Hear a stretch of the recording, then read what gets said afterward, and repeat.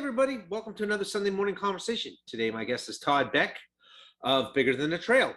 They are definitely bigger than a trail. They focus on mental health and they can help you get free months of counseling if you need it through their program.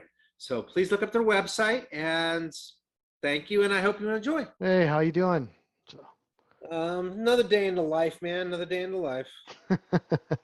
It's Monday. Yeah, I get that. So sorry I'm glad we were able to connect. It's been super crazy on my end, so I apologize for that. So Yeah, that's okay. I got nothing but time. yeah, nothing but time, huh? So, Well, I'm on disability, so literally nothing but time. So that's just kind of yeah. what I need to fill my days up. Just happen to be productive. Well, that's good. So where do you sit? Where do you live, Eric? So, I live in Atlanta, Georgia, in the Vinings neighborhood. oh, really? Mhm. Jeez.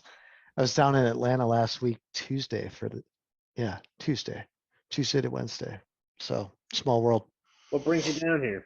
I had a client meeting down there with one of my full-time gig. I'm the director of sales for a company, and so I was just down there meeting with a client.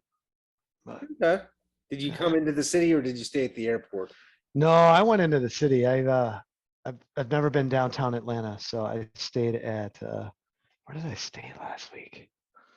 Stayed at the Westin. It's that tall Big building. cylindrical building. Yeah, cylinder. Yeah, If yeah. you didn't know, there was a restaurant up at the top called the Sundial that spins around and rotates. So somebody told me that. Does it actually rotate still, or? Yeah, it does. Okay. No, At least I've the not. last time I Yeah, was up there, it does. I didn't make it up there that night, unfortunately. I got in late and went to bed, got up, ran, and then client meeting, got on a plane and headed off to Boston. So, but Mm. So tell so me more about It's Bigger Than a Trail. I mean, I know you guys, it's based around advocating for mental health. mhm. Um, and obviously, I have a brain injury, depression, all that stuff that came along with it. So I was definitely interested to hear the story behind it. Yeah. So I'll speak a little bit on behalf of Tommy. So Tommy is the president, our founder. He started the organization in 2017. He was going through his own mental health challenges at that time. And the biggest frustration that he had is that it took forever to get in front of a counselor, right? Like, between reaching out to your doctor and then getting a referral to, a counselor, and then, how long it takes to get in to see a counselor. Um, the turnaround time was just, it was ridiculous. And even myself, somebody who deals with depression and anxiety, I mean, it's kind of the same thing when I was going through the stages that I've been through in my life, is just trying to seek counseling and trying to be able to talk and understand what I can do different. And I had the same challenges. So Tommy started the organization, again, 2017. We partnered up with a different company at that point, years back, but once he started getting things rolling, we eventually married in with a company called BetterHelp. I'm not sure if you're familiar with BetterHelp, but I am. They yeah. advertise on one of the podcasts I listen to. Yeah. So they're out on the West Coast, but basically they're the company that we work with that actually provides the counseling services itself. So, if a person reaches out to us and they're seeking counseling, they fill out an intake form on our website, and then we marry the two, right? We get them and BetterHelp talking, and those two work out the best ways to communicate, whether it's text message, Zoom meeting like this, email, phone conversation, whatever the case may be. BetterHelp is the company that helps us just marry our client to BetterHelp. So that's kind of a really quick snapshot of kind of how things established. So I'll just kind of lay a little bit more groundwork. So in the 5 years that we've been established, we've been reaching obviously we saw heightened awareness around COVID, right? When COVID hit in 2020, we're seeing more people looking for assistance when it came to their mental health. And we've actually seen the numbers continue to go up and up and up over the last few years, which is, there's a couple things you look at, right? Either one, our messaging is getting out, right? Which is great. Or two, more people are seeking counseling services on a day-to-day basis, which again, that's it, either or. It's just great to hear that people are reaching out, gaining the help that they need as well. Now, I mean, obviously it's bigger than the trail. How do you tie it back into the trail? No, that's a great point. So we use trail running to springboard our message, right? So a lot of people, I mean, you hear the term, well, running is, it's a great way to, help with my mental health. But we want to really hit home that it's a tool, but it's a tool in the toolbox, but not the toolbox itself, right? Running does help, but it's not going to be the end all be all, meaning that it's going to be that thing that's really going to Not assist the you with answer to all your overcoming. problems. Right. Exactly. So trail running has been it's been a great pivot point for us, just mainly because we're involved in a lot of organizations, running events that happen. I mean, every year, Kettle Moraine 100, that was done a couple weeks ago. We run an aid station. It's in Wisconsin. And we run that aid station. I mean, just to see people go through trial and tribulation, and to see them for us to be able to assist and give them what they need to make it through the race. It's kind of maybe a message around what we're really looking to accomplish, right? We're just trying to help people get to that where they need to be, right? So trail running has always been it's a hard challenge that people put themselves up to against, whether it's day-to-day training, whether it's training for an actual race. But trail running has just been kind of how do I want to put it? It's what helps get our messaging out to everybody that is in the community. And we want to make sure that people understand that we're not single threaded to trail running, right? You don't have to be a runner. You don't have to be a cyclist. You don't have to be a walker or anything of that nature. I mean, if you need assistance with your mental health, reach out to us. That's not a caveat that you need to be an athlete to be able to get our services, right? It goes for anybody and everybody. You don't need to be one, but that's the best way to find you. I was going to say, if you're not an athlete and you're not tied to running or trail running, what are the chances of me finding you? Obviously, I Word of found mouth. you. Yeah, absolutely, Eric. No, that's a great question, man. I mean, a lot of times it's word of mouth. I mean, I can't tell you how many times that we have over 120 ambassadors throughout the U.S. and Canada. That the whole part of being an ambassador is, right, to shine light into our communities, and that's through social media. That's sharing our posts, right? That's through word of mouth. That's through our gear. I mean, a lot of people will see bigger than the trail gear just day-to-day walking. I can tell you that, most of the time my wife always gives me a hard time because I think like 90% of my closet is all bigger than the trail gear, right? But if it's rabbit like that, who cares? Hey, we did work with Rabbit on some of our apparel last year. So I apologize. I didn't get a chance to change my shirt, but most of the time, bigger than trail gear is on, and I can't tell you how many times I get stopped and asked, "Hey, what is bigger than the trail?" Right? And we talk about it. It's a great conversation starter. A lot of myself and some of the other board members, we have, our big our windows are all decaled up on our cars, right? So I can't tell you how many times we get asked about that, but we tip our hat to the athletes that do support us. We have some trail runners that support us. We have our ambassadors that do a really good job of just getting the messaging out to the social media world, because that seems to be the place to get our messaging out quickly and efficiently.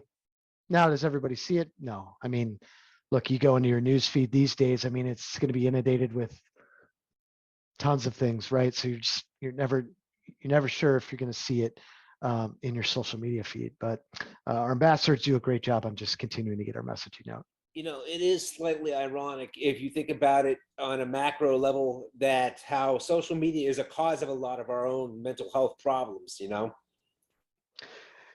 It's an interesting way to put that. Yeah.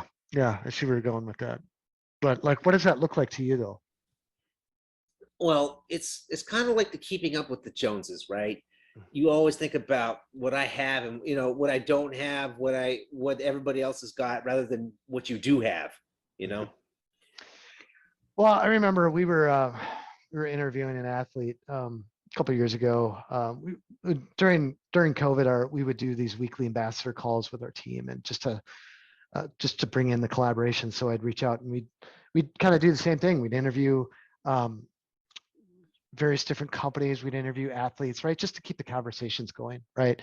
And one of the athletes, he made it sound, and I probably overused this more than anything, but it's true that if we treated mental health as if it was like physical health, like if I sprain my ankle running, which I can't tell you how many times I've done in my career, but and go to the doctor, for it. If we treated mental health that if something was wrong, it's like, hey, I need to go to the doctor, right? Would we treat mental health different? Because it seems like mental health, it's still one of those awkward conversations for some people, right? That it's not the norm, but it's starting to get more traction than anything. You're starting to see more people talking about it, right? So I don't know what your take is on that, Eric. It's lost some of its stigma over the years, but honestly, I've had ADHD since I was like 4, and bipolar since diagnosed since I was young. I didn't really talk about it when I was younger, just because there was such a huge stigma attached to going to a psychiatrist. And when I got older, though, after my brain injury, I was an open book. I just in 2017,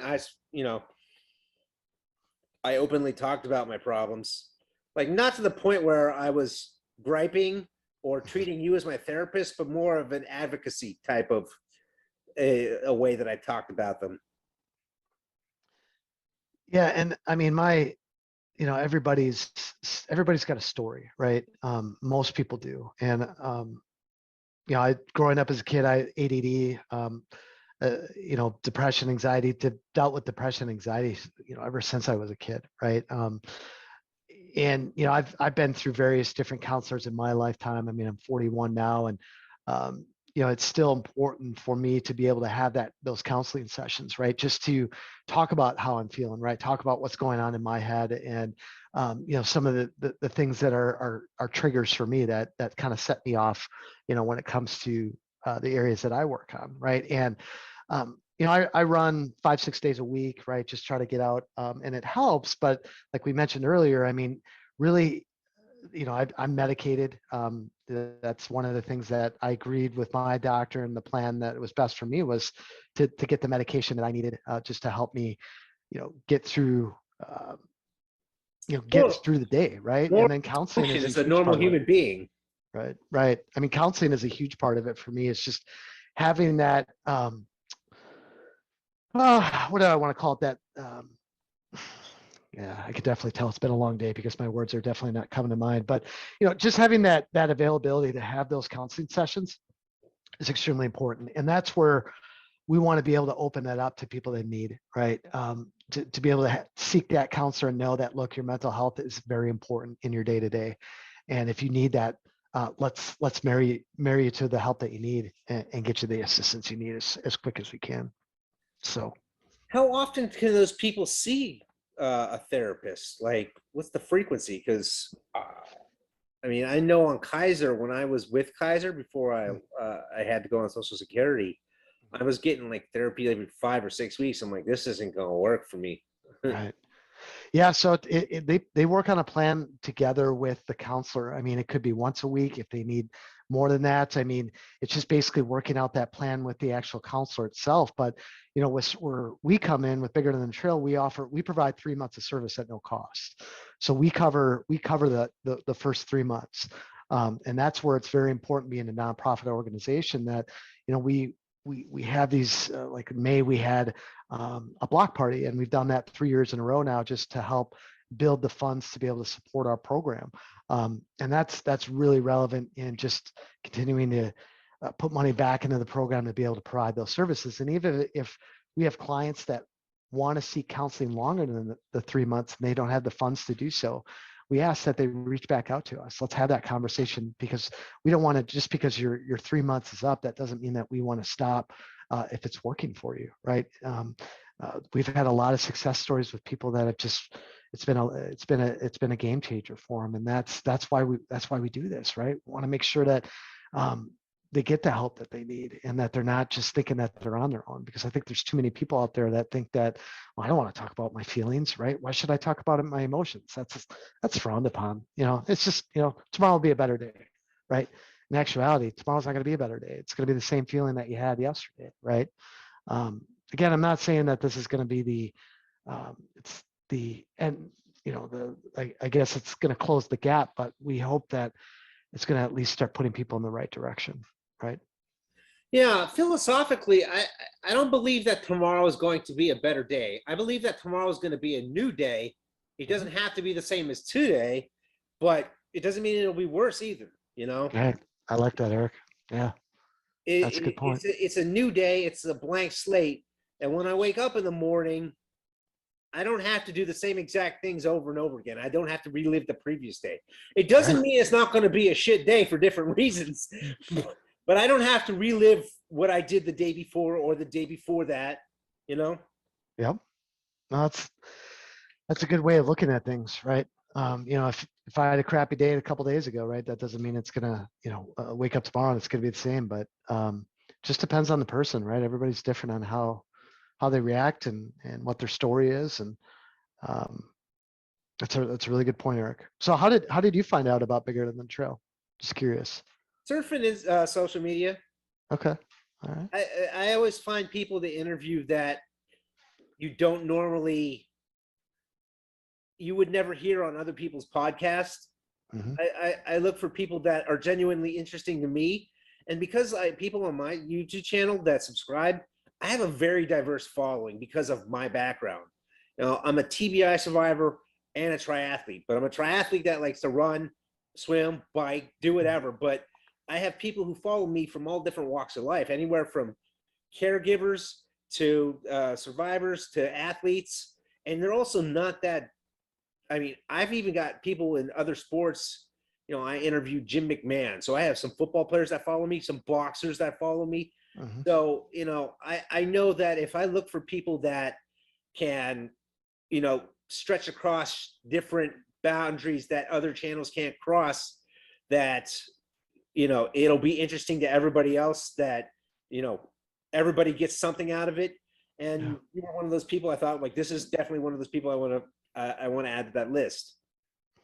That's cool. I appreciate that. I was just curious. I mean, as you stated, how are people going to know about it? So I was just curious how you stumbled across us. I found you on, you follow, or they follow you. I can't remember, either one of the Atlanta Triathlon stores, or is it the Charleston one? I can't remember. Okay. One or the other, but I found you going through them, because that's how I find other people, and everything else is basically mutual, with a mutual friend or something. Cool. I'm always curious to know how, where we're found, and, being a smaller organization, the more community we have, the more we're able to get our messaging out as well. So that's great. Thank you. Yeah, definitely. And like I said, because I can, I am not just a triathlon content producer, and that's what lets me cross boundaries without losing people's interest. Sure. You got a variety. So yeah, I mean, I can cross the boundaries that other people can't without them unsubscribing. They subscribe to me because I'm different and I do things differently.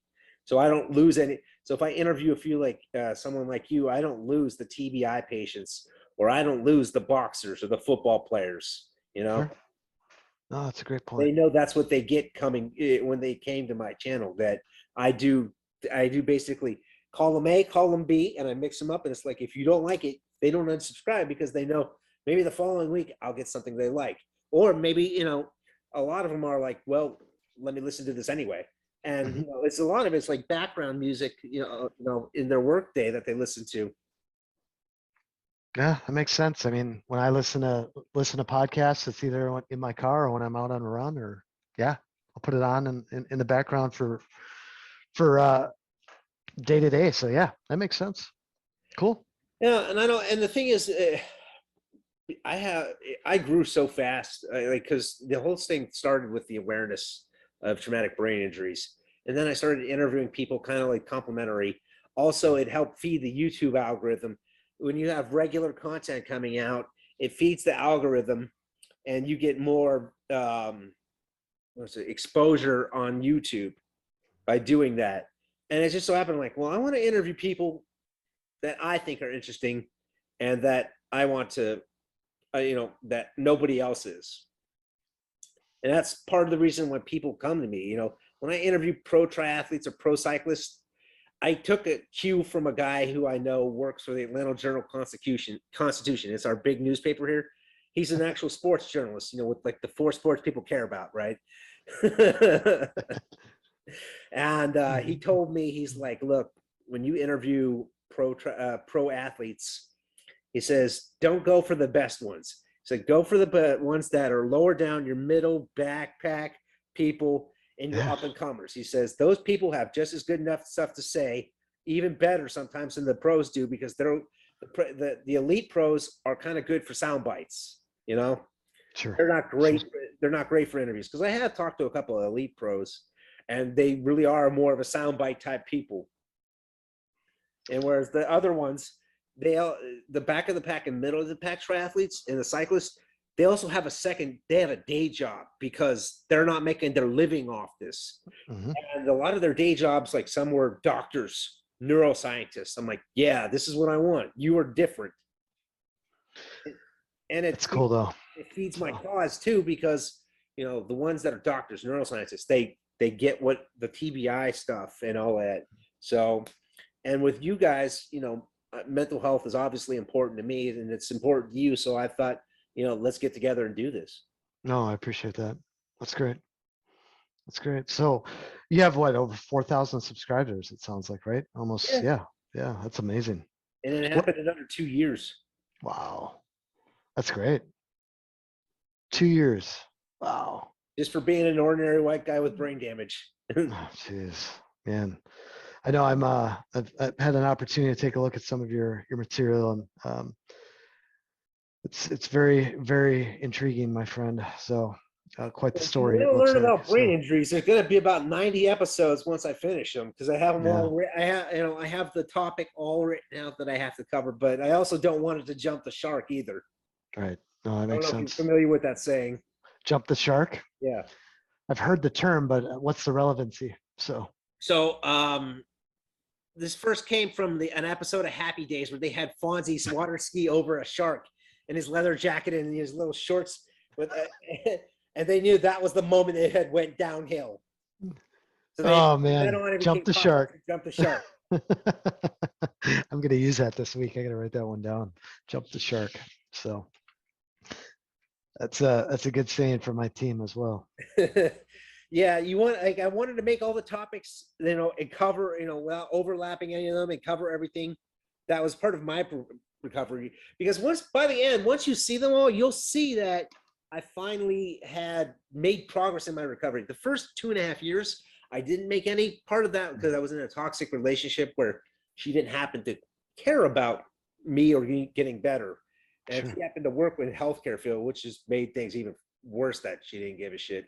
So I didn't make any progress there. I actually regressed. That's what made my depression worse, that I was living with someone who didn't really love me anymore, didn't really care, and wouldn't break up with me either. It's like, well, wait, I don't understand. That's the problem with the brain injury, is you can't make sense of your outside world. And when you do that, you get confused. And when you get confused, you get angry, and it's just an outburst, because you have no other control over your emotions. Luckily now I have a little bit better control over my emotions, but you still get the outburst when I get frustrated, confused, and that's what my default process is to go to. Sucks, but people who know me best know I don't mean it. Sure. So it's just, so how long ago did this happen on your end? I got hit by a Tahoe on October 5th, 2017. Wow, so 5 years. Okay. So how long were you actually, were you, how long was the recovery on that? Are you still dealing with it today? Well, I just as far as physical, a little bit better, but they say after 2 years, what you got is permanent. And for the most part, they're true. But if you were able to make any progress at all, you will eventually. It doesn't mean I can't go back to being the person I was. It's just impossible. That you are a new person. But the thing is, you were the day after your brain injury, that is not the person you're going to be the rest of your life. You have to develop a new identity and who you are. And it's funny because with all the TBI survivors I talk to, and we all have similar issues that are left over and permanent. We all seem to reinvent ourselves into something altruistic to where we want to help people like us. So And what does that look like though for you? me, it was doing the channel. I Okay. started doing the channel. It's like, okay, I know that I felt isolated. I was on an island. There was no one who could relate to me, no one who understood me. My mom understood me, at least to an extent, because she's a nurse. And, while she doesn't have experience with TBIs, she gets enough of it to where if I didn't have my mom, I probably would have committed suicide, because I felt that alone in the world. And so part of the making a channel is I wanted to show people that if they sat down and there's like, I think by the end, it's going to be like the episodes aren't all that long. So it's like maybe 5 hours. If you watch them start to finish, you will see the train wreck that I was after the breakup to where at the end, I seem somewhat normal again. It's like, wait, that can be me. I want to give people hope. I want to show that it can get better. And I want you to know that, you're not alone in the world. I went through this. I was just like you. Even though we're not talking, and some people do direct message me on social media about it. It was weird. Like the first time I heard about it, like somebody asked me for help. I'm like, I don't know what to do. Like I haven't been in that position yet. And I got used to it after a while, but Sure. one of those things where, I didn't want my story to be a waste. I wanted it to do something with it. I mean, it makes sense. I mean that. I tip my hat to you too, man. I mean that to be able to share that story that's impactful, right? So I mean, if people are reaching out to you, it's obviously um, it means a lot. So thank you for sharing that. So Yeah. And, like with my depression, I did ketamine therapy and it made a huge dent in it. I'll give you that. If you've ever read anything about it, I heard about it first on an NPR episode because that's what I listened to when I used to drive to work. And I heard about it and I kicked it around for about 6 months until Christmas, whatever it was, 2018, when I was so depressed that I pretty much shit on Christmas at my ex's brother's house. I mean, I knew it was happening while it was happening and I could not do anything to stop it. I'm like, something's got to change. And so I researched it. All the research was saying, you will notice something after the first treatment. And I'm like, okay, let's do this. And it's expensive as fuck because it's like $350 per session for 6 sessions, right? So it's like 2,200, something like that. And so then I noticed after my first session, it's like, wow. I walked out the door and I could hear birds chirping again. It didn't seem dull. Even though it was winter, it didn't feel so gray and bleak because that's not how it is in Atlanta. It's not like when I lived in Ohio where everything's fucking gray all year long, Yeah. Yeah. But I live in Wisconsin, so I know what that means. So yeah. Yeah. so it's like, yeah, it's like, I noticed a difference. I'm like, this is gonna work. And it did make a dent, but I didn't anticipate having to go through a breakup and then having to quit my career at the same time. That was like a setback. But Sure. that's at that right there is where the video log takes off from that point on. So that's like, that was at the worst moment. So you see the worst, and now you will see at the end where I have come from. So So is there any long-term goals for the channel? no, Or just continue? No, just once I finish making them, and I don't jump the shark, they're just going to be out there. And, hopefully I've got enough views to where they turn up in Google in searches, sure. TBI and, stuff like that. So mainly everything after that is just going to come organically. But I also don't want to run a YouTube channel forever either. Sure. It's a lot of work. And I function at half the capacity of an average person, not, a smart person. I used to be fairly smart. And it's not like I lost any of my intelligence, but my processing speed, my understanding, all those things went out. Plus my short-term memory is shot. So, there's not a lot I can do about that. but I'm basically half of what an average person is to be with functioning capacity. So that means like So, I can't handle this whole YouTube thing. Like I have already grown beyond the limits of what I can handle as one person, but I also don't generate a profit. I couldn't hire anybody if I wanted to. right, right. So so what do you mean by that? Like, so if like, the average person can, say focus on a project for 6 hours a day, are you basically stating that you have the capacity about half of that right now? Yeah, or that Okay. 6 hours would take me 12 hours to do what you 12 just hour. did. Okay. Okay. Okay. Got it. Got it. The reason why I had to quit my profession is there were multiple reasons, but I was a 10-year experienced architect, and I was my boss, the owner of the company, went past my desk one day, and he said in his deposition in the lawsuit, he looked like a second grader trying to do math.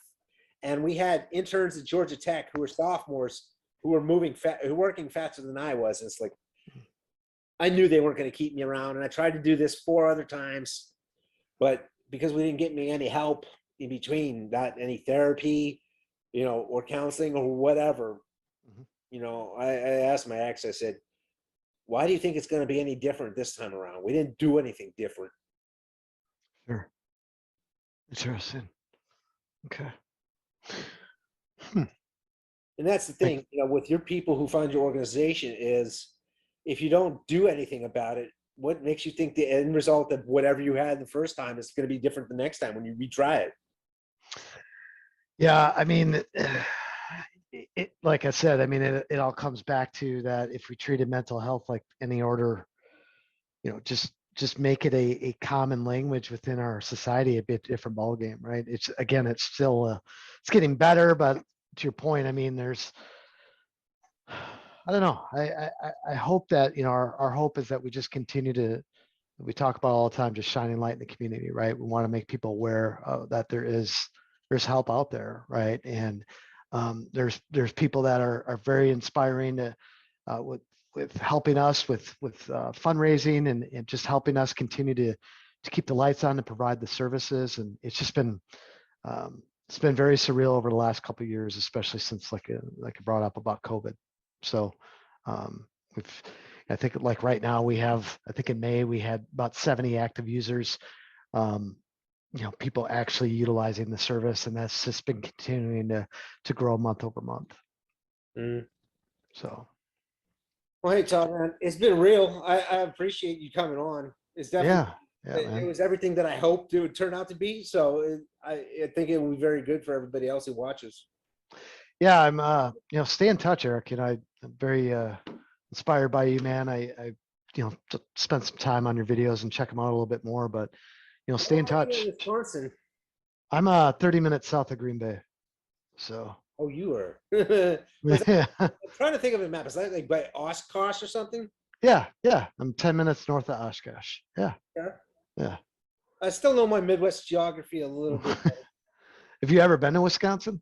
Or No. no? No, okay. Yeah, that's okay. It's Closest I've been beautiful. to Chicago. Okay. It's beautiful for running if you like the multiple seasons, but it gets challenging being outside in the winter, that's for sure. Can you So have 4 seasons in one day too? Because that's how it is in Ohio. oh, yeah, it can happen. Yeah, we've seen it happen too. So yeah. It's snowed here in May in the past. It's not uncommon to see that. But I've seen it. yeah. Well, hey, thanks, man. I appreciate it. I hope you enjoy the rest of your week. Yeah, you too. Best to you as well. Thanks.